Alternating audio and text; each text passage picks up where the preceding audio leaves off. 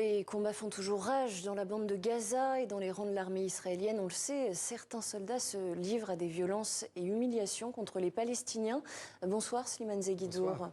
Des vidéos circulent donc depuis quelques jours, quelques semaines sur les réseaux sociaux. Des vidéos, on va le voir, assez choquantes qui ont beaucoup indigné. Oui, elles sont devenues virales et d'ailleurs jusqu'au Quai d'Orsay, le porte-parole du Quai d'Orsay qui est intervenu hier les a qualifiées de choquantes et d'abjectes.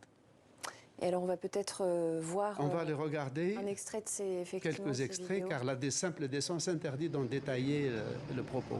Ces enculés, mon neveu, ces fils de putain. Allez, descends, fils de pute. Sur les pierres. Ah, enculé de ta mère. Vous avez vu ces petits fils de putain là? Regardez, il s'est pissé dessus. Regarde, je vais te montrer son dos. Tu vas voilà des insultes donc proférées par des soldats. Qui sont ces soldats, Slimane ? Ce sont des soldats franco-israéliens qui, comme vous le voyez, parlent un français fluide et d'une certaine manière affichent leur francité parce qu'ils s'adressent à un public français et généralement francophone.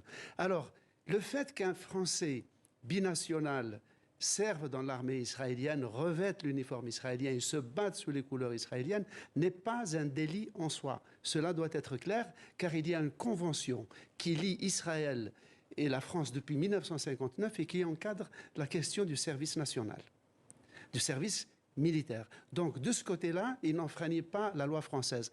En revanche, s'ils rentrent dans une situation de guerre et qu'ils sont amenés à violer les lois de la guerre et à commettre des crimes de guerre, or, ce qui se passe à Gaza, nous le savons, l'échelle des dégâts est telle que les ONG, l'ONU, la Cour internationale de justice considèrent qu'il y a déjà des crimes de guerre, sachant qu'un crime de guerre, ce n'est pas seulement un crime de sang ou un viol.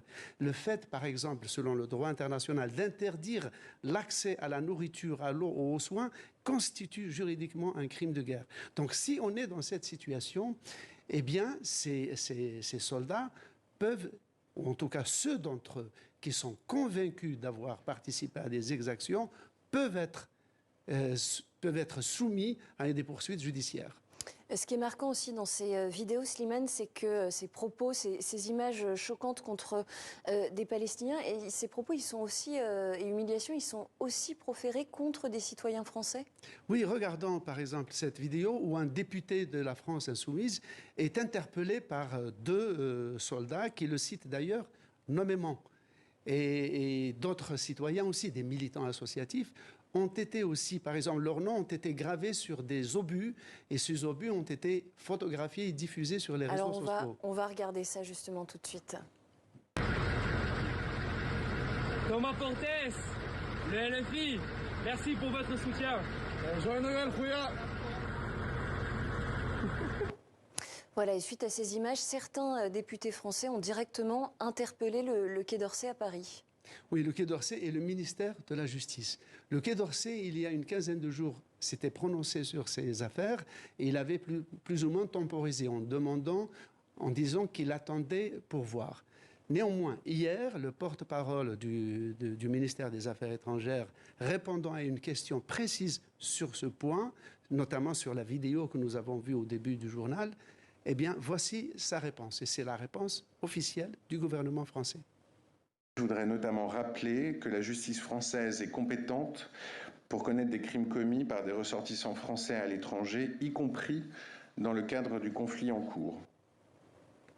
Voilà, donc ça pourrait déboucher, comme vous le disiez tout à l'heure, Slimane, sur d'éventuelles poursuites pour crimes de guerre.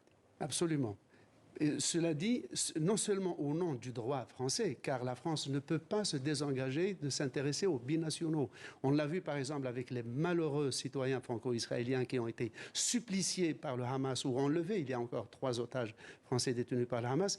L'État français s'est battu pour eux. Eh bien, il ne peut pas non plus symétriquement se désintéresser de ceux de ses citoyens qui participent à une guerre et peuvent être exposés à commettre des exactions ou des crimes de guerre.